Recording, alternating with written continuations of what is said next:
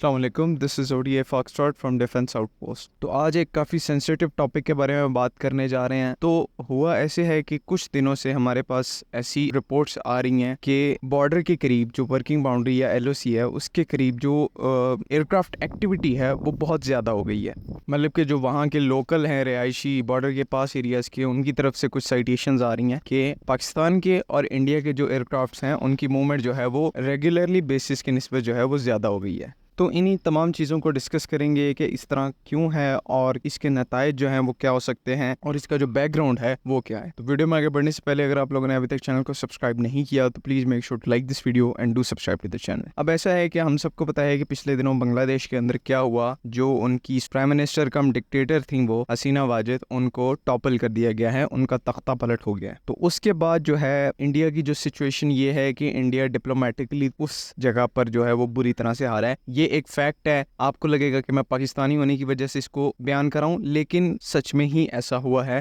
شیخ حسینہ واجد جو تھیں وہ انڈیا کی بہت ہی کلوز ریجنل پارٹنر تھی اور ان کو گرا دیا گیا ہے، اور اب جو نئی حکومت آئی ہے وہ بالکل ہی انڈیا کے اگینسٹ ہے اور پرو چائنا اور پاکستان ہے۔ اب اس چیز میں نہیں جائیں گے یہ کیسے ہوا، کس نے کیا، اس میں ایجنسیز انوالو تھیں، اس میں سپر پاورز انوالو تھیں، اس طرف ہم بالکل نہیں جائیں گے۔ ہم صرف اس فیکٹ کو دیکھیں گے کہ ایسا ہو چکا ہے اور انڈیا نے اپنا ایک اور ایلائے ساتھی جو ہے وہ ریجن میں کھو دیا ہے۔ اب اس کا امپیکٹ کیا پڑا انڈیا کے اوپر؟ انڈیا اس ٹائم سے ان کو یہ سمجھ نہیں آ رہی کہ یہ ہوا کیا ہے۔ میں آپ کو جینوئنلی بات بتاؤں کہ انڈیا میں ابھی تک کسی کو اس چیز کی امید نہیں تھی کہ شیخ حسینہ واجد کا جو ہے وہ تختہ پلٹ ہو جائے گا۔ صرف ایک چھوٹی سی طالب علموں کی جو پروٹیسٹ ہے، اسٹوڈنٹ پروٹیسٹ ہے، وہ اتنا طاقتور ہو جائے گا کہ وہ ایک حکومت ہی گرا دے گا۔ اور میں آپ کو اپنی بات کروں تو مجھے بھی فرینکلی ایسا نہیں لگ رہا تھا کہ بنگلہ دیشی جو اسٹوڈنٹس ہیں وہ ایسا کر پائیں گے، لیکن دا فیکٹ از کہ ایسا ہو گیا ہے اور پوٹینشلی یہاں پر انڈیا 3 فرنٹ وار کے اندر آ گیا ہے، کیونکہ آج صبح ہی بنگلہ دیش کے جو نئے پرائم منسٹر ہیں محمد یونس،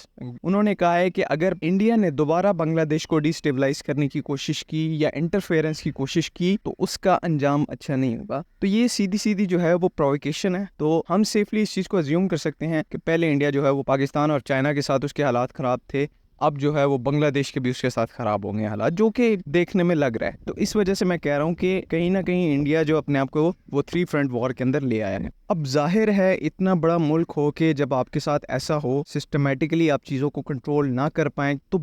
ایک بندے کے اندر نیچرل ہے کہ اس کو وہ چڑچڑا ہو جاتا ہے، اس کو یقین نہیں آتا، وہ ایکسیپٹ نہیں کرنا چاہتا، وہ غصے میں آ جاتا ہے۔ اسی کے چلتے یہ چیز انڈیا کے اندر بھی آئی ہے، اور انڈیا کیونکہ بنگلہ دیش کی کافی اچھے ریلیشنز ہو رہے ہیں پاکستان کے ساتھ، تو انڈیا پاکستان کو پروووک کرنے کی کوشش کر رہا ہے، اور اسی کے چلتے انہوں نے ہمارے بارڈرز کے ساتھ اپنی جو ایئر ایکٹیویٹی ہے اس کو بہت تیز کر دی ہے۔ مثال کے طور پر آپ یہ دیکھیں، جو انڈیا کی ہسٹری کی سب سے بڑی جو ایئر ایکسرسائز ہے ترنگ شکتی، وہ جو ہے پہلے اس کا وینیو کوئی اور تھا، سینٹرل انڈیا تھا، لیکن جب سے یہ بنگلہ دیش کی پرووکیشن شروع ہوئی ہے اس کے بعد انہوں نے اس ایکسرسائز کو جودھ پور میں شفٹ کر دیا ہے۔ جودھ پور کیا ہے؟ وہ پاکستانی سرحد کے قریب ہے، لٹرلی جو ہے وہ 200-300 کلومیٹر بھی نہیں بنتا۔ تو اتنی سرحد کے قریب جب آپ اتنی بڑی ایکسرسائز ہولڈ کرتے ہیں تو یہ اسٹریٹجک پوسچرنگ ہوتی ہے، یہ آپ اپنی اس کے لیے نہیں، آپ لوگوں کو دکھانے کے لیے یہ ایکسرسائز کر رہے ہیں کہ دیکھو ہم ان کے اوپر ہولڈ بنانا چاہ رہے ہیں، ہم ان کے اوپر پریشر ڈالنا چاہ رہے ہیں۔ تو یہ ایکسرسائز بیسیکلی اسی موٹیو کے ساتھ کی جا رہی ہے کہ پاکستان کو شوکیس کیا جائے کہ ہم بھی چپ نہیں بیٹھے، ہم لوگ بھی آپ کو اس کا پراپر رسپانس دیں گے، ایک طرح نہیں صحیح تو دوسری طرح صحیح۔ اور دیکھیں ان تمام چیزوں کا جو رسپانس ہے وہ پاکستان ایئر فورس نے نیچرلی جو ہے وہ دینا تھا، اور پاکستان ایئر فورس جو ہے وہ دے رہی ہے۔ ان کی ایکسرسائز ہو رہی ہے، ہم لوگ جو ہے وہ کاؤنٹر میں کیا کریں گے، ان کی ایکسرسائز کو مانیٹر کرنے کے لیے ایئر ایسٹس کو ڈپلائی کریں گے، ایویکسس کو ڈپلائی کریں گے، گراؤنڈ ریڈارز کو ڈپلائی کریں گے۔ اگر یہ ایکسرسائز کے درمیان میں، کیونکہ ایکسرسائز کے اندر ایسے مشنز ہوتے ہیں، کہیں پر یہ ایکسرسائز کے دوران اگریسو ہونے کی کوشش کریں گے تو بارڈر کے اس پار سے یعنی کہ پاکستان ایئر فورس سے ان کو اس کا ڈبل رسپانس ملے گا۔ یہاں پر ایک اور میں آپ کو بات بتانے کی کوشش کروں گا کہ اگر آپ کو کوئی چینل جو ہے وہ کوئی بھی ایسی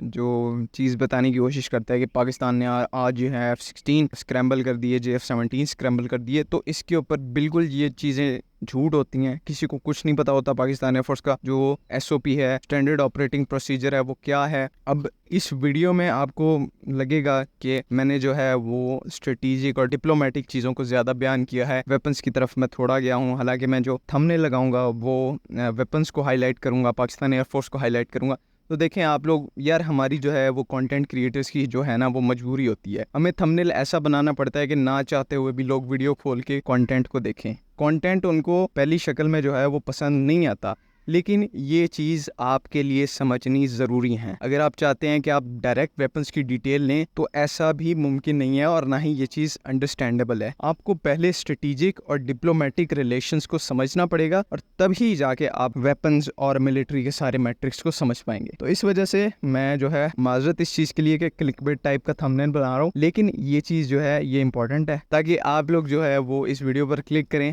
اور اس کے اندر جو امپورٹنٹ چیزیں بتائی گئی ہیں اس کو جو ہے آپ سنیں. باقی اگر اس ویڈیو میں کوئی چیز پسند نہیں آئی تو پلیز ڈو کامنٹ. آپ مجھ سے کوئی بھی کوشچن کر سکتے ہیں کامنٹس باکس میں، وہ آپ کا کامنٹ باکس ہے، ٹھیک ہے. اور اگلی ویڈیو تک کے لیے اللہ حافظ. پاکستان زندہ باد.